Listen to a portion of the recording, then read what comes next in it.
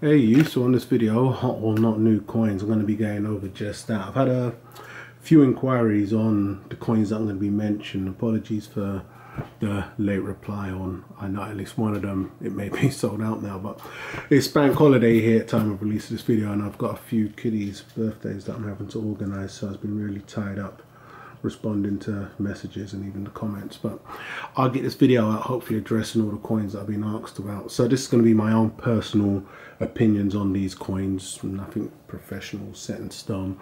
It'd be fantastic if you guys could leave your thoughts and opinions on the coins I'm going to be leaving, or even just your thoughts and opinions on any coins that you may be potentially coming to pick up that you may think will do something great in terms of a good flipping potential sooner or later. So getting straight into these coins, as I display these just in the background, is going to be the 2-ounce Perth Mint Koala, released or announced some time back now, but I've not really given my opinion on it or said anything about it. I've had a few questions regarding the actual piece. Now, I think it's a pretty decent coin. I personally don't own no koalas to the best of my knowledge.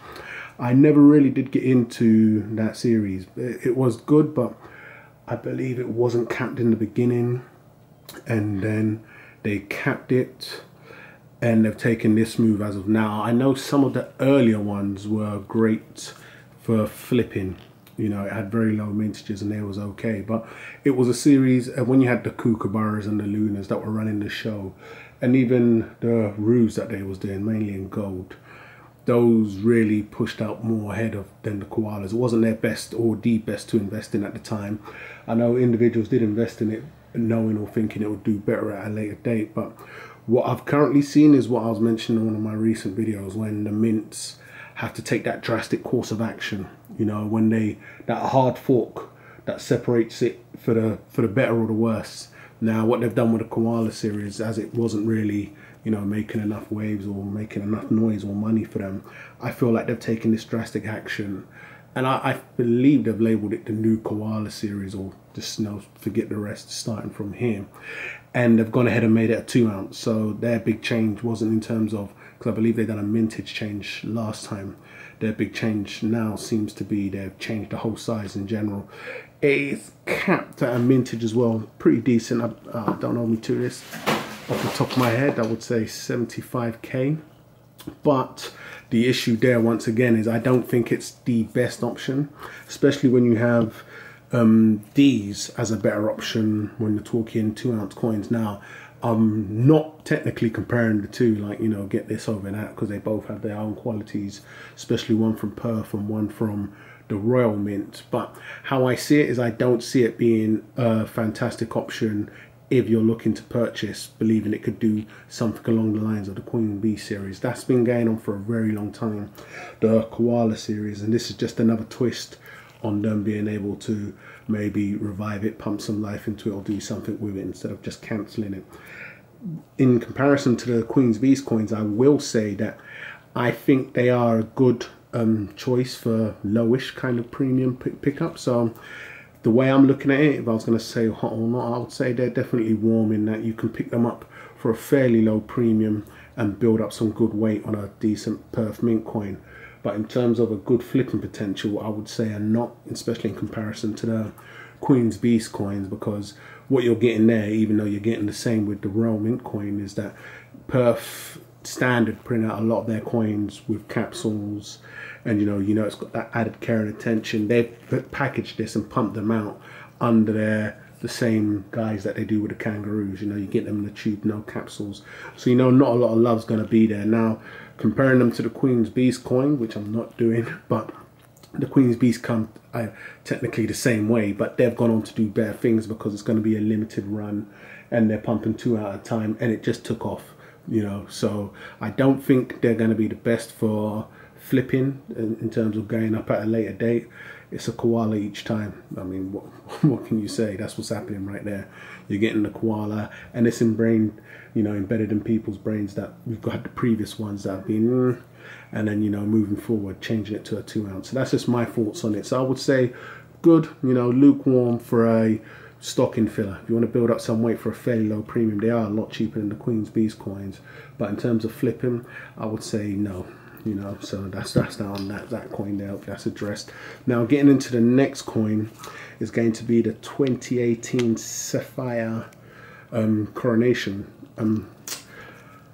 Sovereign coin. I believe Numistacker recently done a good video on that coin. Now I didn't go for that coin. I did see it when it was still available. First thing that caught my attention was the mintage. It was a tiny mintage. I know the strike on the day also gets a lot of people's juices flowing, but for me personally, with that coin, I blew my load on the anniversary sovereigns. You know, you had the Pied Fort and you had the strike on the day and the other offerings. For me, they're doing okay. The mintages are a lot higher than the 2018 Sapphire sovereign, but I'll rather hold on to those than what I've got, instead of investing any more into any other sovereigns. Whether I believe it's hot or not, I think at that mintage, and you know, you get that added bonus if the strike on the day means anything to you or any potential buyers, then it's definitely a hot piece. But for me, I didn't personally pick it up. I couldn't tell you what they're going to do at a later date. But if you got one, I think good on you, because you know that once again, I think that mintage and just the title could play in its favor, or we've just seen one sovereign too many, but time will tell. But I personally didn't go for it, but I think it's a pretty decent coin. It's a sovereign. You know, people have been going a little cuckoo over the sovereigns as of recent. I thought personally the 2017 anniversary one would have done a lot better, but you know, it's trailing along as it goes. One thing I did see is a lot of the, I believe it was Modern Coin Mart, was able to grade a load of them, you know, raw mints and bed with these dealers. So it could have diluted the potential of the Pied Fort and even the strike on the day. But with this one having such a low mintage, who knows what can happen. But I believe Royal Mint did reach out to a lot of the guys that do what they do, so we'll have to see how that one plays out. It could be the best of the most recent, who knows. But for me, I didn't pick up on it, but it could be a potential hot pickup for anybody that did. So that's touching upon that one there. So the next one is going to be the half ounce, what is it now, the 2017 Chiwu Chi1 coin. So they've done a half ounce that I've had a few inquiries about. And now on that coin, I did do a potential coin of interest when we was talking.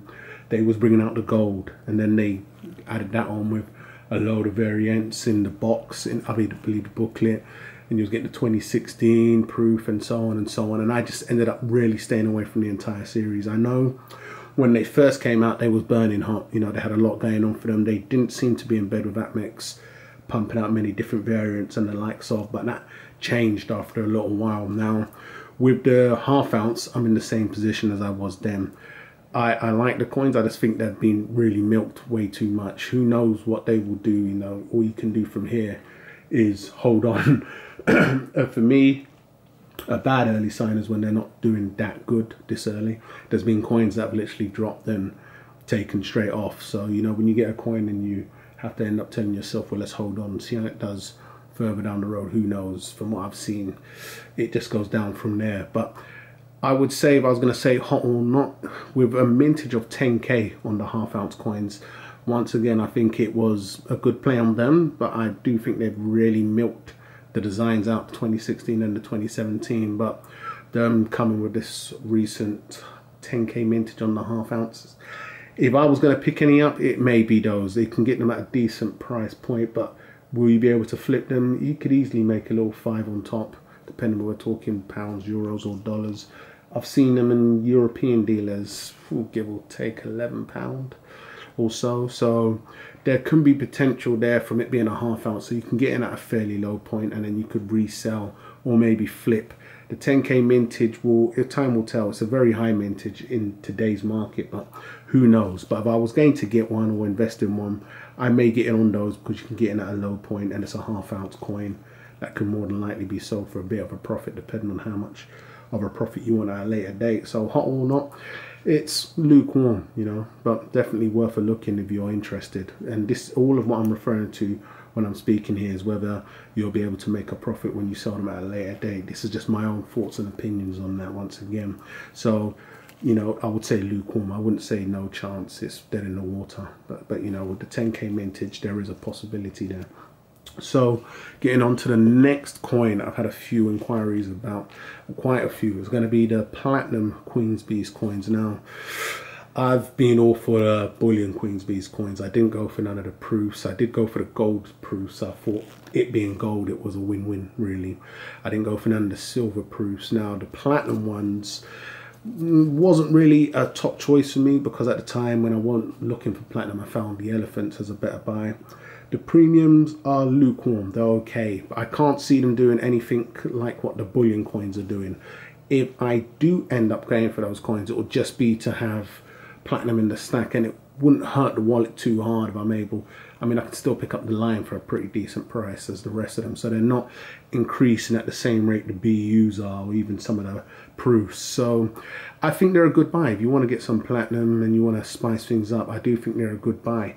A better buy, in my opinion, for it, and that gives more people the opportunity to get in, I would say, are the new 1/10 ounce platinum Britannia coins. Now, of course, they're coming in a lot smaller, so it fits a lot more people. You know, with the platinum Queen's Bees coins, you can only get them in 1 ounce. But I am definitely looking at maybe considering getting one of each, and it'll be good because, you know, I can increase my platinum stack over time. Platinum's fairly low at the moment. I haven't currently checked what the spot price is, but I would say it's a good buy if you want to increase your platinum stocks up and, you know, get a nice fruity coin in. Will it do anything that the BU coins are doing? I highly doubt it. It's not looking like it, but then it's a platinum play, so you'll be waiting on platinum prices to shoot up. Rhodium seems to be doing fantastic things, so, you know, I personally believe we'll see platinum and rhodium go before even gold and silver, and we've seen that at current. But once again, the better play, in my opinion, would be the 1/10 ounces. You know, you can really get your platinum supplies up that way there, and I think it's a better coin. That again, once again, is a stocking filler, so it's just going to be building your weight content. I don't think either are good for a good potential flip anytime soon, but if you're looking at platinum, those could be a fantastic play right there. So I'm going to wrap this one up, but once again, it'd be fantastic to know what you guys think of these coins, or any other coins that you're watching and got any opinions on that you believe will be a very good hot coin to be into right now. So hate or love it, guys. It'd be fantastic to know what you think of this video. Don't forget to come and follow me on the links that I've left in the description. I had an individual ask me how to catch me on Instagram, but the links in the description is where you can come and follow me on any of the other platforms that I'm on. Don't forget to go ahead and subscribe if you haven't done so already, and I'll catch you guys on the rebound.